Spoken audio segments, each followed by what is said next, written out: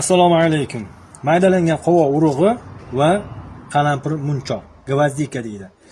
Xo'p, ikkalasini ham o'rtoqlar endi maydalangan emas u, tozalangan, po'choq tozalangan o'zimizning mahalliy qovoq urug'ini olib kelasizlar. Deylik 100 gramm. 100 grammiga qalampir munchoqdan 10 tasi yetadi, undan ko'p. Qo'shib, maydalab, mana shunaqa idishga solib qo'yinglar.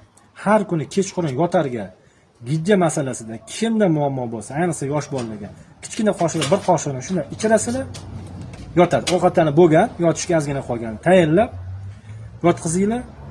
Nihoyatda ichdagi gijjalarni haydashga zo'r uslub. Videoni tez saqlab qo'yamiz, yaqinlarga tarqatib qo'yamiz va meni yo'qotib qo'ymaslik uchun azizlar kanalimizga obuna bo'lib qo'yamiz.